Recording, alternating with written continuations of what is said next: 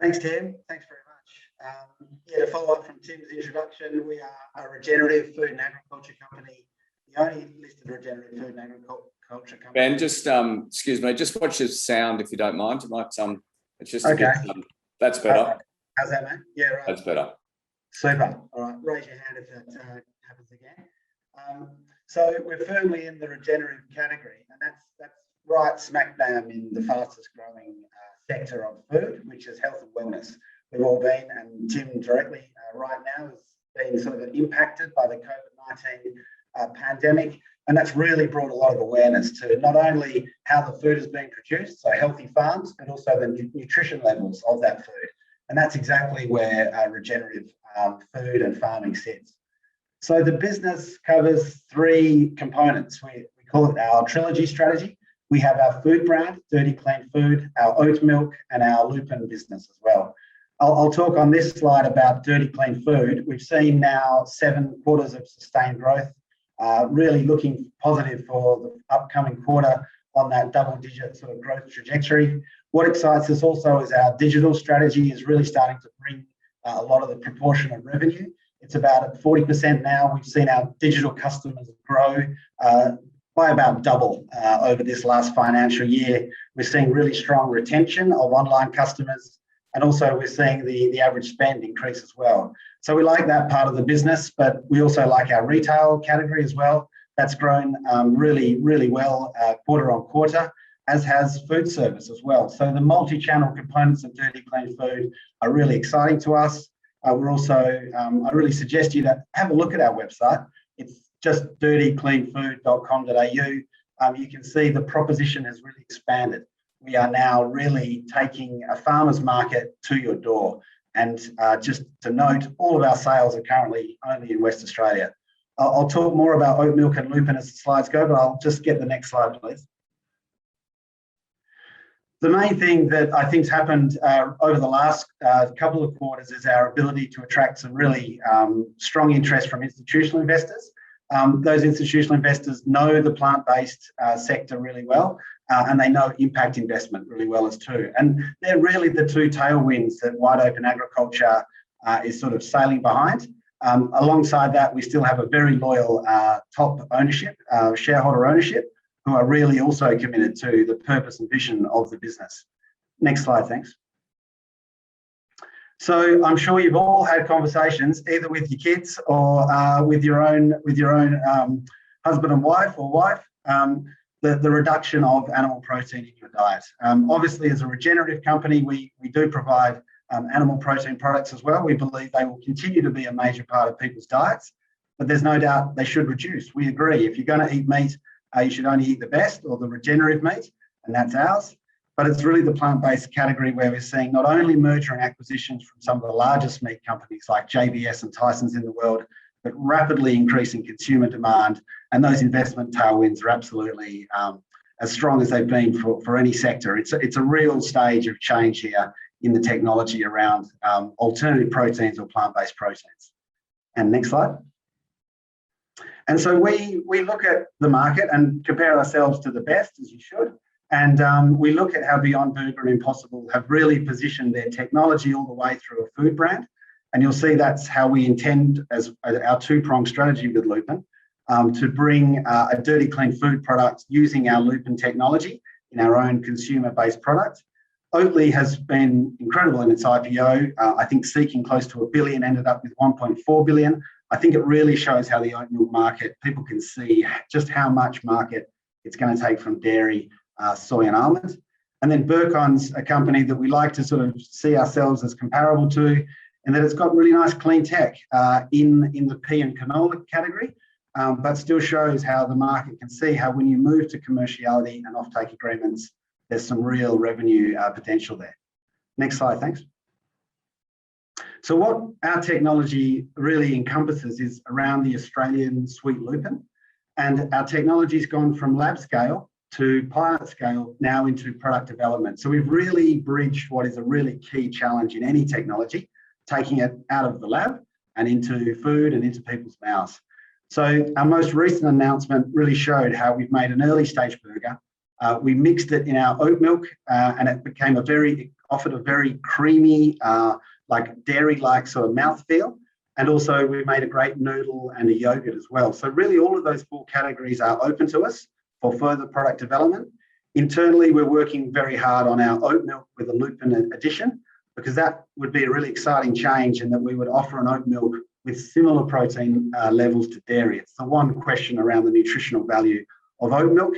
And at this stage, it looks like we might have a really good solution to that. So I'll go to the next slide. So we know that the markets and consumers are demanding these, but for us, where we see the real comparative advantage is West Australia has almost a sort of monopoly over the growth of Australian sweet lupin here in Australia. And Australia grows 60% of the world's production. So we know that we're very good at growing it. We have adequate supply. We're a regenerative company, so we look for crops that make sure they protect soil health, they eliminate chemical fertilizers, and allow for different chemical regimes where needed. Then from a consumer's point of view, it has no GI. It doesn't actually have any starch in. It's gluten-free and it's non-GMO. There is a no GMO version of lupin. That's a big point of difference to soy. And of course, in comparison to pea, no starch means it doesn't have any of those starchy flavors. Next slide.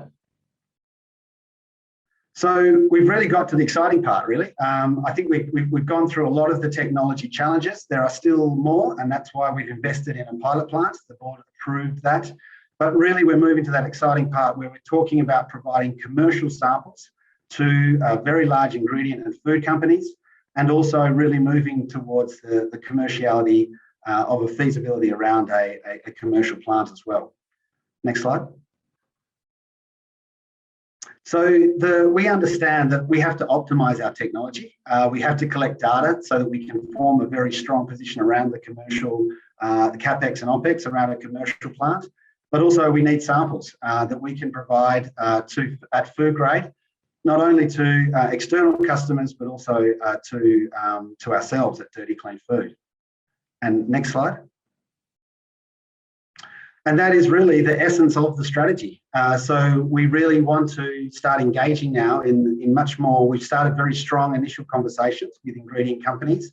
We have a strong list of over now 50 companies that we are engaging with that have shown interest in our technology and the resulting modified lupin protein. But also internally, we are developing products. We've released the lupin protein ball online. We've also got the oat milk with the protein enhancement. So we really see that there's a kind of a 2-pronged strategy. One, probably getting the more sort of, less complex products like noodles and oat milk additives. But then the burgers and the more complex food products, we really would like to see and create relationships with the right companies, with the right philosophy and the right commitment to bring this technology all the way through to commercialization. Next slide, which takes us to our oat milk. Really, oat milk is the rising star of plant-based milks. It is the category that is taking more away from traditional dairy than in any other replacement of animal product to plant-based. And next slide, we have launched OAT very successfully. We're really happy with the uptake. We spent a lot of time getting the recipe right, and that's really bearing fruit. It's competitive, there's no doubt. Oatly is the market leader, but really no one knows and no one has yet positioned as 2 and 3, and that's our objective, to be number 2 in Australia and in the Asia Pacific region. We've had a great start, 150 retail outlets in Western Australia alongside cafes as well. That's also now matched with distribution agreements. I'll go to the next slide, thanks. Distribution agreements in South Australia, New South Wales, Victoria, and Queensland. And they're very exciting when you get distributors in that we've got their specialty. They understand the importance of quality, but also they understand the importance to consumers now of the story behind the product. And our oats are the best in the world. Aligned with that is our regenerative growing practices that really align to what consumers that are looking for plant-based drinks and foods are looking for. And that aligns both to our oat products and our lupin protein as well. So the next slide. We are and have always been a for-profit and for-purpose company. Carbon is our key metric. We see both carbon and biodiversity loss as the 2 greatest challenges for us as a society and an economy. So we take that very seriously. We track how much land we are impacting through regenerative farming practices. We look at how much we really eliminate our food waste, and having multiple channels allows us to do that. We want to increase access to plant-rich diets through our oat milk and our range of lupin products. And then there are emissions through our distribution and refrigeration practices, and that's all offset through Climate Active, which is the federal government's body, so very highly regulated. So thanks for listening, and welcome any questions from the panel. Right, thanks, Ben. Certainly a business that seems to be in the right place at the right time, and sometimes it is all about timing. Just some questions here. Will Oat Up and the Dirty Clean range be sold through Coles or Woolies? We certainly are talking to national distributors, which includes that sort of scale of organisation. Obviously now we sell a lot through the IGA. Their national distributor is Metcash, so we have a relationship with them. But we're quite comfortable with our current sort of specialty distributors. They understand and value the product, but certainly we're open to those conversations and hope that we can progress that. And you showed some big competitors, big market caps in Europe and the States. Is your focus on Asia? Yeah, it is. It's the local market. Dirty Clean Food has shown how you get a presence in your local market, then you can really go with strength across to the eastern states.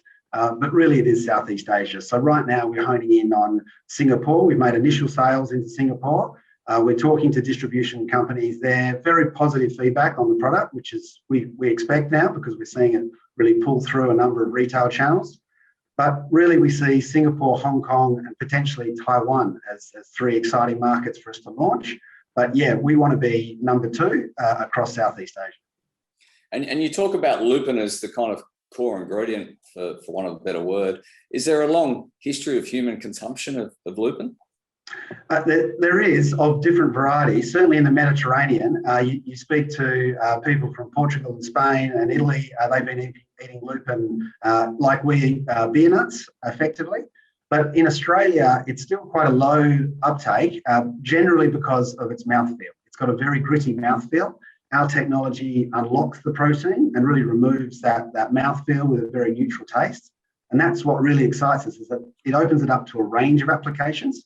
So that's where we really see, the intent of getting it out of what is effectively an animal feedstock into human food consumption. And going into commercial production, is that a capital intensive process? It is. Yeah, you look at people both in Australia and the US. The number ranges from 30 right through to $70 million for capex. The pilot plant will reveal a lot more to us around that. We're also investigating technologies that reduce that capex. So you can effectively do it through a wet extraction or a dry extraction. We're talking to some really leading processing companies in Europe about using dry because it reduces your energy, reduces your water and your hazardous chemical use. So that I think will be important. We feel that plant-based protein sector is starting to move to almost sort of version 2.0. Consumers are asking even deeper questions about not only is it plant-based, but how is it grown and how is it produced? So that's really where we see the white space for the lupin protein. And we've spoken about on these webinars before, there's a strong investment focus from environmental, social and governance issues. Are you attracting interest from those type of investors? We are. No, we're really proud to have our first impact-focused fund on our registry. And for us as a company that's always worn our for-profit, for-purpose on our sleeve, it's great to get asked the questions around how you're tracking your impact. And we see that as a really common theme, but it relates not only to our corporate entity, but actually to our brand, because consumers are looking all the way up and down now. So, we expect the consumer to understand that Dirty Clean Food is the food brand owned 100% by this company called Wide Open Agriculture that has a mandate for purpose and is tracking carbon, tracking impact on biodiversity loss. So we feel it is a genuinely virtuous circle to be doing what we're doing at a corporate level, and that flows through to our branding. And just time for one more, Ben. What's the progress on appointing any international distributors both into Europe and the US? Into Europe and US, I would say early stage, but positive. Certainly Europe, I would say, is more advanced than the US, but the CEO of Dirty Clean Food, Jay Albany, is from the United States and has very strong relationships there from the business he built, Max Delivery, which was an online food delivery business. So early stage, and we are very much focused on Australia and Asian markets, but certainly if those opportunities arise, we're ready for them.